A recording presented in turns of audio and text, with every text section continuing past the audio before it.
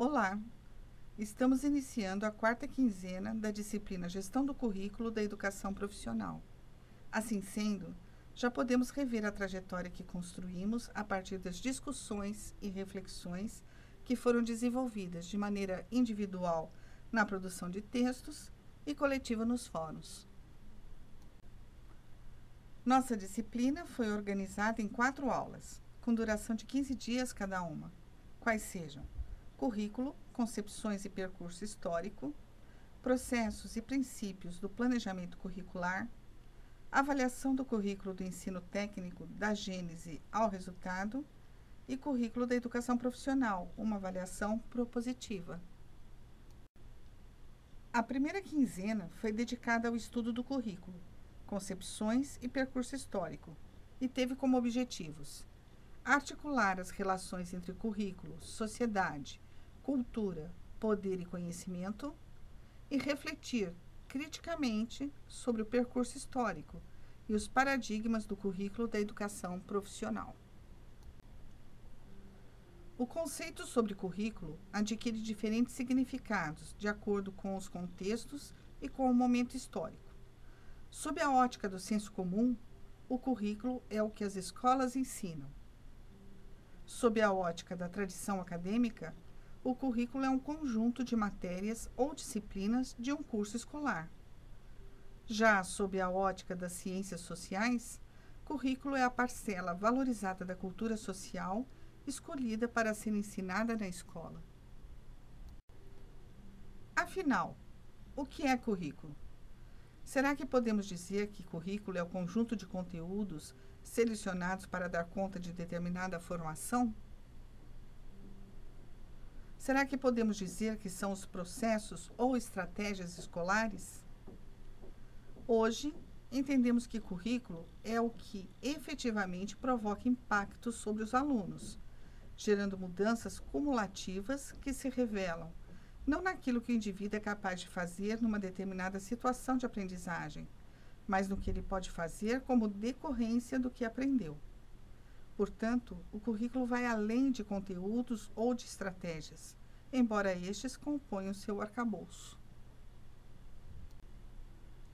Lançamos, então, o primeiro fórum de discussão, cuja temática pautou-se na legislação vigente e nas mudanças do perfil do alunado da educação profissional de nível técnico, que se apresenta mais vocacionado e com renda familiar mais baixa. Outra característica do perfil que nos chama a atenção é que, embora tenha crescido o percentual de jovens na faixa etária de 15 a 18 anos matriculados no ensino técnico, ainda predomina a matrícula de adultos no período noturno. Diante deste quadro, a questão proposta para orientar a discussão no fórum foi: como avaliar a correspondência na esfera da educação dos dispositivos legais às reais necessidades sociais e econômicas da sociedade? A ideia tinha por base a análise da correspondência da legislação no âmbito da educação com as reais necessidades identificadas no contexto regional. Recortamos um período correspondente às últimas 2 décadas, aproximadamente, de maneira a focar a discussão a partir da LDB de 1996. Neste período, muitas mudanças ocorreram. O Decreto Federal 2208 de 97, que foi revogado em 2004 pelo Decreto Federal 5154, várias resoluções do MEC, as diretrizes curriculares nacionais, vários programas também foram lançados no âmbito da educação. A análise da legislação atual e dos programas lançados pelo MEC, à luz das características do público-alvo da educação profissional em cada região, evidenciará a existência ou não da correspondência dos dispositivos legais às necessidades da sociedade. Como exemplo, podemos analisar quais as formas de articulação do ensino médio com o ensino técnico que atendem melhor às necessidades e expectativas dos indivíduos da região, que buscam uma formação profissional, sejam eles jovens ou adultos. A forma integrada, a concomitante ou a subsequente. Podemos ainda analisar se as propostas do PROEJA ou do PRONATEC atendem à região e suas necessidades, promovendo de fato a inclusão de determinados segmentos da sociedade no processo de formação técnica. Cada região tem características singulares e necessita de amparo legal e de diretrizes para promover de fato o atendimento à diversidade, dentro de uma proposta de inclusão e de emancipação, quais sejam profissionalização das pessoas com deficiência, transtornos globais do desenvolvimento e altas habilidades, educação escolar indígena, educação escolar quilombola, educação do campo. Assim sendo, o primeiro fórum trouxe como tema de discussão a avaliação da legislação vigente dos programas e políticas de governo no âmbito da educação, frente às reais necessidades e anseios da população de cada região. Além destes aspectos, há que se considerar a necessidade daqueles que já atuam profissionalmente, sem que tivessem frequentado uma escola técnica. Como a legislação atende este segmento? É preciso contar com diretrizes e critérios que permitam identificar, avaliar, reconhecer e validar os conhecimentos e habilidades adquiridos por jovens, adultos e trabalhadores em suas trajetórias de vida e de trabalho, necessários ao prosseguimento de estudos e ou exercício de atividades laborais. Será que o que está disposto nos documentos legais corresponde às necessidades de formação e de certificação deste público? Para o desenvolvimento de currículos da educação profissional, a escola deve manter uma boa relação com a comunidade, firmando parcerias com o setor produtivo e intergovernamental. Trata-se de uma estratégia prevista em lei, baseada na organização territorial do sistema produtivo, a partir da articulação organizada de entidades de diferentes portes e áreas de atuação. É preciso implementar processos endógenos e sustentáveis de dinamização econômica. Conforme discutido no fórum, vimos que a legislação atual tem como pressuposto a inclusão dos indivíduos no processo de formação profissional e, para tanto, busca contemplar diferentes situações. Caberá, portanto, a cada região, por meio de suas equipes gestoras, viabilizar a oferta de formação técnica, da concepção ao desenvolvimento de currículos da educação profissional. Na segunda quinzena desta disciplina, demos início à segunda aula. Discutimos a questão do planejamento curricular com o propósito de expandir a ideia de currículo para além de uma coleção de temas a serem abordados conceitualmente e identificar, à luz dos dispositivos legais, as possibilidades de oferta de educação profissional. A questão norteadora do fórum tratou sobre as eventuais dúvidas e dificuldades enfrentadas pelos educadores quanto à possibilidade de efetivação dos dois propósitos do currículo integrado, quais sejam: garantir a conclusão da educação básica com direito à continuidade de estudo no nível superior e proporcionar uma formação técnica especializada. As principais dúvidas dos educadores quanto ao currículo integrado podem ser sintetizadas nos seguintes questionamentos: haveria uma sobrecarga dos programas? O tempo de escolaridade deveria ser prolongado? O ensino geral teria sua identidade alterada em prol de uma formação técnica? Ou, ao contrário, seria o ensino técnico a se reconfigurar em função de um perfil de conclusão mais amplo e genérico? Ainda nessa segunda quinzena, refletimos sobre os desafios impostos no processo de concepção de currículos baseados nos princípios da flexibilidade, interdisciplinaridade e contextualização. Para tanto, buscamos evidências do atendimento de tais princípios nos currículos implantados. O que evidenciaria o princípio da flexibilidade? Itinerários formativos organizados em módulos. Terminalidade profissional com certificação parcial. Atualização curricular permanente com introdução de temas oriundos de avanços tecnológicos e demais mudanças identificadas na sociedade, nos produtos e processos. Dessa forma, a flexibilidade é garantida ao aluno, na medida em que ele próprio pode definir seu itinerário formativo. Podemos citar como exemplo o caso de um módulo inicial básico comum a diferentes cursos, possibilitando ao aluno escolher o itinerário a partir do segundo módulo, ou ser dispensado do módulo inicial, caso já o tenha cursado em outra formação profissional. Flexibilidade também para a instituição de ensino, que poderá atualizar os currículos com maior agilidade. Já a interdisciplinaridade pode ser evidenciada por meio da articulação das diferentes disciplinas que compõem o currículo, do ensino por projetos e pesquisas e pelas oportunidades de participação ativa dos alunos no processo de aprendizagem. No que diz respeito à contextualização, as evidências poderão ser encontradas na seleção de situações de aprendizagem a partir do contexto da área profissional, no currículo consoante à realidade do aluno, do entorno e do mundo do trabalho, e nos temas de pesquisas e projetos que partem de problemas e/ou oportunidades identificadas no contexto real. Vemos, portanto, que muitos são os desafios impostos à elaboração e ao desenvolvimento de currículos da educação profissional. Como principais desafios, podemos citar a constituição de uma equipe multidisciplinar, educadores e representantes do setor produtivo.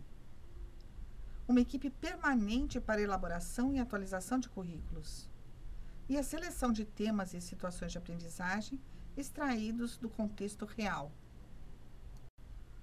Outros desafios impostos à elaboração e ao desenvolvimento de currículos da educação profissional. A seleção de conhecimentos necessários à construção de competências e habilidades. Uma infraestrutura capaz de atender às necessidades de formação, laboratórios e oficinas disponíveis para o desenvolvimento de práticas. Uma equipe docente qualificada e parcerias com instituições e empresas locais para visitas, palestras e estágios.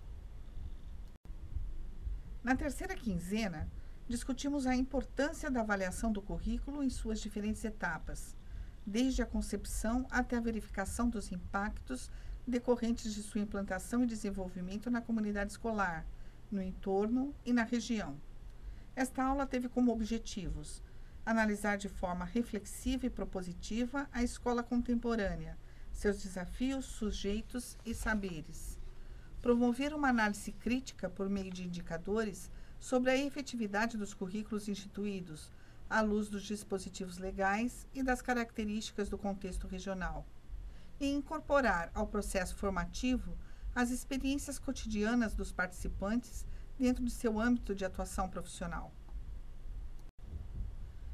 No terceiro fórum, a discussão teve como questão norteadora a identificação das estratégias e dos instrumentos que poderão ser adotados pela equipe gestora, formada por diretor e coordenadores, tendo em vista sua responsabilidade pela condução do processo de avaliação e reformulação curricular e pela continuidade ou não da oferta dos cursos técnicos na sua unidade. A busca de resposta para determinadas questões tem se mostrado bastante interessante e esclarecedora para orientar o trabalho investigativo acerca do currículo em suas diferentes etapas. Podemos citar alguns exemplos de questões para compor esse processo investigativo. Os conhecimentos, habilidades e atitudes estabelecidos no plano de curso são suficientes e necessários para atender ao perfil de conclusão? Os currículos elaborados atendem às expectativas do mundo do trabalho e da sociedade? A unidade escolar conta com todos os recursos previstos no plano de curso? Além destas, podemos ainda perguntar se os docentes apresentam a formação e a experiência necessárias para o desenvolvimento dos componentes curriculares. Se as empresas da região reconhecem a competência dos técnicos formados na instituição. Podemos perguntar se os trabalhos de conclusão de curso, os TCCs, abordam temas atuais, relevantes e pertinentes à formação profissional. Se os alunos realizam estágio durante o curso. E se os egressos atuam como técnicos em sua área de formação. Vejam que a questão relativa ao reconhecimento por parte das empresas da região está diretamente atrelada à questão relativa à realização de estágio durante o curso. Já a questão relativa à atuação profissional dos egressos não fica restrita à região, uma vez que a certificação tem validade nacional.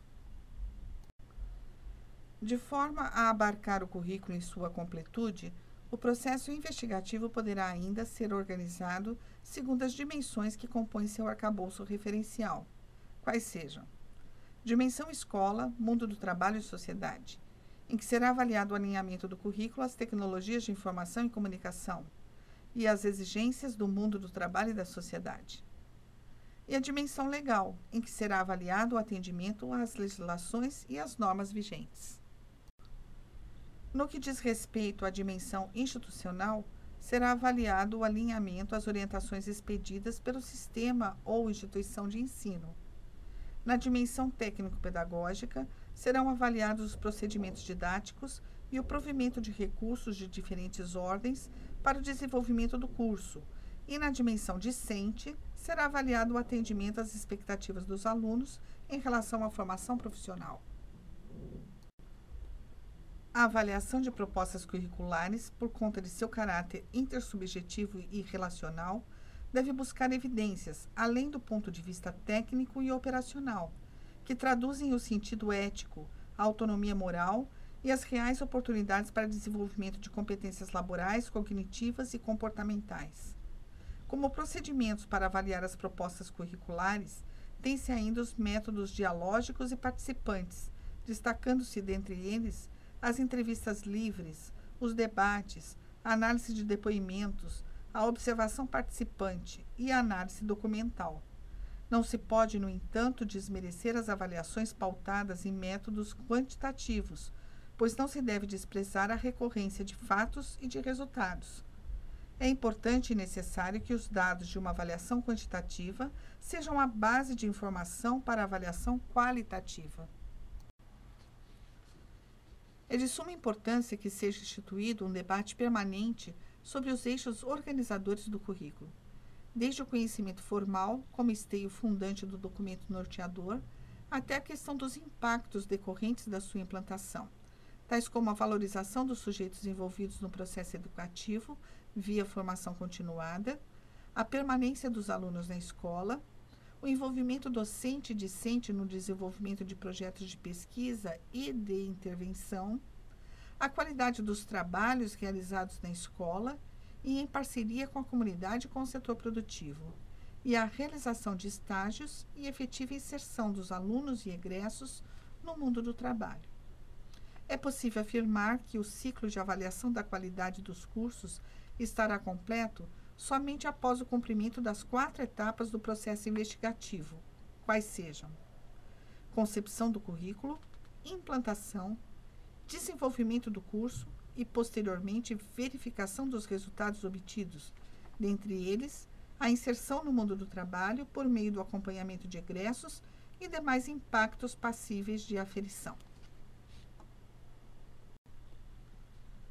Nesta 4ª quinzena que se inicia, vamos abordar a questão do currículo da educação profissional sob a perspectiva de uma avaliação propositiva, que tem como objetivos confrontar concepções prévias a respeito de currículo com as questões odiernas regionais, subsidiar a ação dos participantes no âmbito da teoria e da prática para uma intervenção efetiva em suas unidades de origem, reconstruindo o projeto da escola em articulação com a proposta curricular da educação profissional, propiciar uma experiência de formação propositiva que articule teorias e contextos regionais, dialogar sobre o papel dos diferentes agentes na construção de um currículo crítico e inclusivo no contexto regional.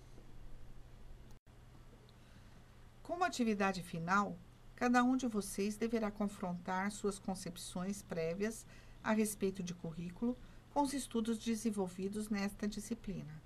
A seguir, a partir da análise de indicadores do contexto de sua escola ou de sua região, apresentar uma proposta para a construção de um currículo crítico e inclusivo de determinado curso. Justifique a escolha do curso, identifique as ações, as etapas, os diferentes agentes e seus respectivos papéis. Podemos concluir, por conta dos estudos e reflexões realizados nesta disciplina, que os projetos curriculares são permanentemente questionados e levados a responder desafios científicos e tecnológicos cada vez mais dinâmicos, oriundos de legítimas inserções sociais e de avanços no setor produtivo. Os currículos constituem arenas de disputa entre interesses diversos, muitos deles advindos dos controles corporativos relacionados ao exercício de profissões, das forças de mercado e das expectativas dos educadores. O currículo, portanto, é uma prática socialmente construída e historicamente formada. Envolve um conjunto de experiências planejadas pela equipe escolar com o intuito de concretizar os objetivos de aprendizagem. Não é algo estático, vinculado somente a conhecimentos que se deseja transmitir. Envolve também práticas políticas e administrativas, condições estruturais, materiais e, sem dúvida, a formação dos educadores. Bons estudos a todos. Até breve.